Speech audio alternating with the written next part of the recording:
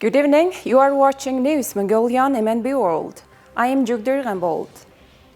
And for our top stories for today, Pope Francis to make an apostolic journey to Mongolia. AmCham Mongolia to hold its annual Doorknock Mission in Washington, D.C. Mongolia delivered a speech at the Climate and Clean Air 2023 conference. For other news, stay with us.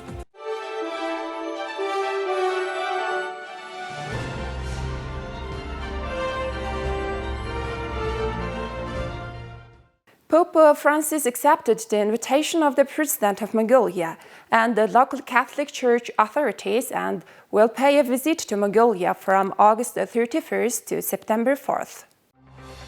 Pope Francis will make an apostolic journey to Mongolia later this summer. Matteo Bruni, the director of the Holy See Press Office, made the official announcement in a statement released on Saturday. The statement reads, accepting the invitation of the President of Mongolia and the ecclesial authorities of the country, Pope Francis will make an apostolic journey to Mongolia from August 31st to 4th of September this year. Last August, Pope Francis named the Italian Archbishop Giorgio Marengo the first cardinal based in Mongolia, where he is the Catholic Church's administrator. Mongolia has fewer than 1,500 Catholics. According to some experts, Mongolia is strategically significant to the Vatican because of its geographical location, as the Vatican is trying to improve the situation of Catholics in China. Pope Francis also said he would probably go to India next year. He is due to visit Portugal this August. The press office director added that the visit's program and further details would be released in the coming weeks. AmCham Mongolia's annual Doorknock Mission to D.C. will take place from June 7th to 9th.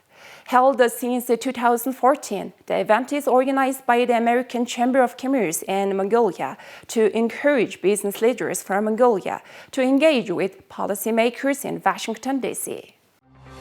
The mission aims to advocate for a private sector-driven free market economy that attracts and retains investment. The delegation from Mongolia, representing a diverse range of sectors, will have meetings with senior officials from the U.S. Chamber of Commerce, the Biden administration, members of Congress, the Asia Group, and the Center for International Private Enterprise. The objective is to strengthen trade opportunities and create a favorable business climate for economic growth.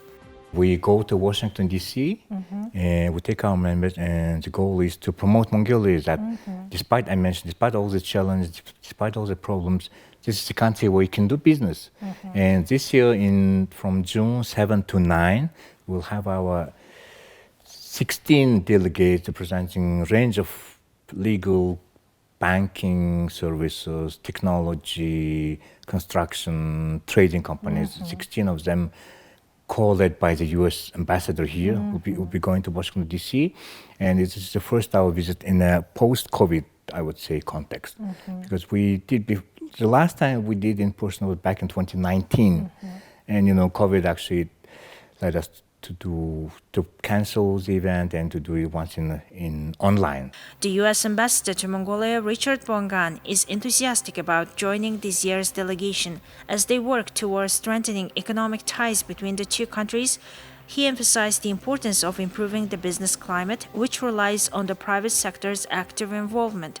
The goal is to create a diverse economy in Mongolia, attract confident investors, and provide a rewarding environment for young entrepreneurs to showcase their innovation and hard work. The Climate and Clean Air 2023 conference was held in Thailand. During the conference, representatives from Asian countries, including the Maldives and Mongolia, made presentations and discussed their respective issues at the international level. Adia Soren, the director of the National Ozone Authority, delivered a speech at the conference.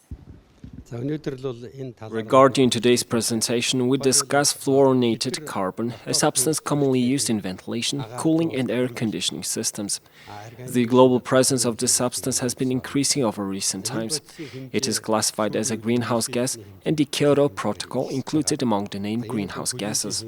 If fluorinated carbon remains in the atmosphere for an extended period, it can have a significant impact on global warming. Consequently, a global target has been set to reduce this greenhouse gas by 2045. During this meeting, the results of a special study conducted into countries highly vulnerable to climate change were presented and discussed. One of these countries is the Maldives, an island nation at risk of submergence due to rising sea levels. The other country is Mongolia, which experiences extensive drought in the summer and severe cold weather in the winter. These extreme climate conditions have led to significant damage to herds and consequent economic losses. The outcomes of this research were well received by the numerous parties participating in the meeting. As a result of the research, it has been identified that hydrofluoric carbon substances, specifically the one used in ventilation, are a diverse group, with a particular substance called 4X6/10A being prevalent. If the usage of this substance is not limited, predictions indicate that its presence may increase by 40 to 60% by 2030 and 2040. Additionally, there has been a reported potential increase of 20 to 25% in the consumption of 134A, which is commonly used in automobiles and cooling systems.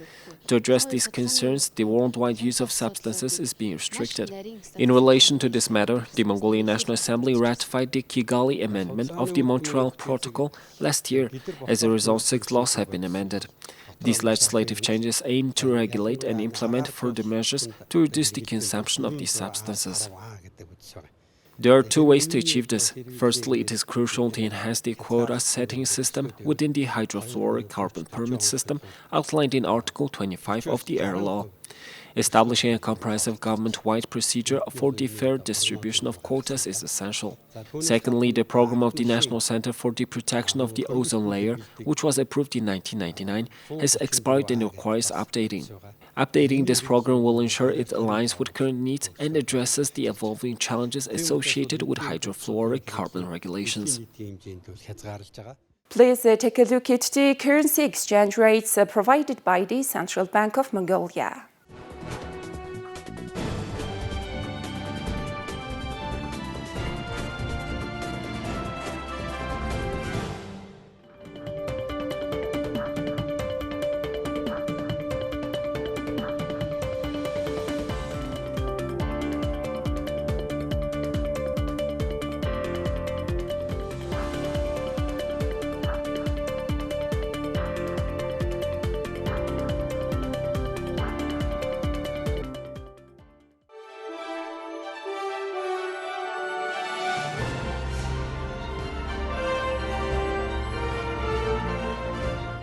Now here comes foreign news partnered with international news agencies.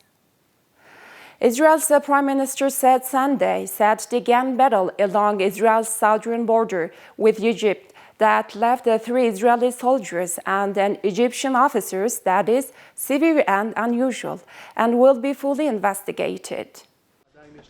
It was a rare instance of deadly violence along the frontier. The Israeli army said the officer was in Israeli territory Saturday when he killed 2 soldiers during a drug smuggling attempt. Israel said the Egyptian border guard crossed into Israel and killed the 3 soldiers before he was fatally shot by troops.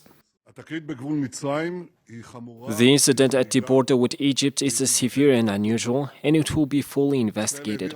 Israel sent a clear message to the Egyptian government, and we expect the joint investigation will be complete and thorough, and this is a part of the joint and important security coordination between us, taking place for the benefit of both countries over the years. We will draw all needed conclusions regarding our activities along the border in the south with Egypt.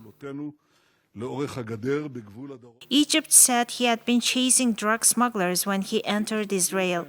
Israel and Egypt have been at peace for over 40 years and have strong security cooperation. Netanyahu also commented on a report by the International Atomic Energy Agency on Iran. If the International Atomic Energy Agency will become a political organization, there will be no significance to its activity in Iran. And there will be no meaning to reports it is publishing on Iran's nuclear activity.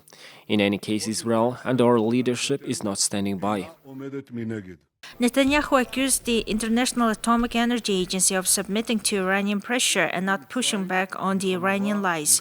According to confidential reports seen Wednesday by the Associated Press, the quarterly report by the Vienna-based International Atomic Energy Agency said inspectors no longer had questions on uranium particles found to be enriched to 83.7% at its underground Fordo facility. The report said investigators also have closed off their investigation of traces of man-made uranium found at Marivan near the city of Abadeh, some 525 kilometers southeast of Tehran. Analysts had repeatedly linked Marivan to Iran's secret military nuclear program and accused Iran of conducting high explosives tests.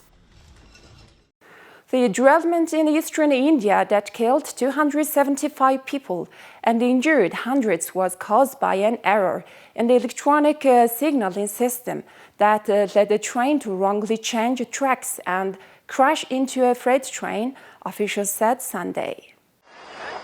India's Railways Minister Ashwini Vaishnaw said it was caused by an error in the electronic signals that sent a train on the wrong tracks. The explanation came as authorities worked to clear the mangled wreckage of the two passenger trains that derailed Friday night in Balasore district of eastern Odisha state, in one of the country's deadliest rail accidents in decades. An Odisha government statement revised the death toll to 275 after a top state officer put the number at over 300 on Sunday morning. The officer spoke on condition of anonymity as he was not authorized to speak to reporters.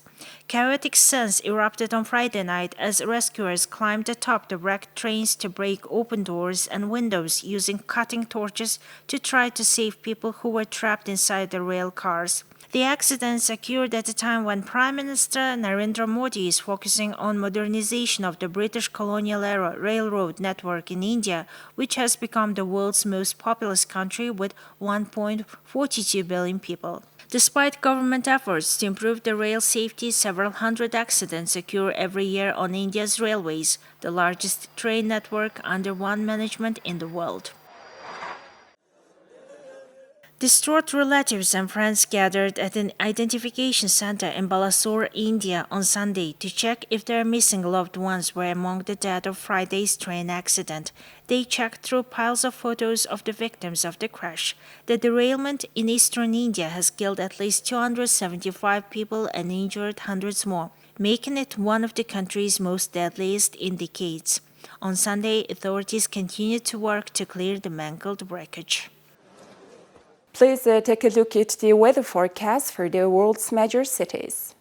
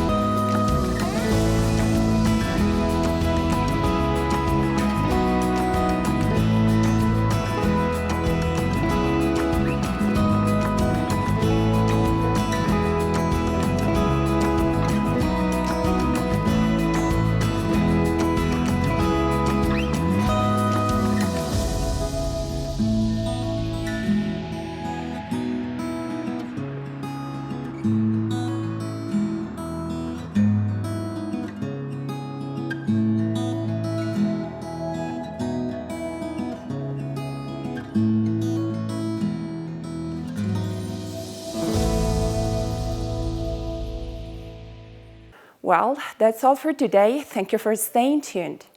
We'll see you next time with more news and updates. Have a good day.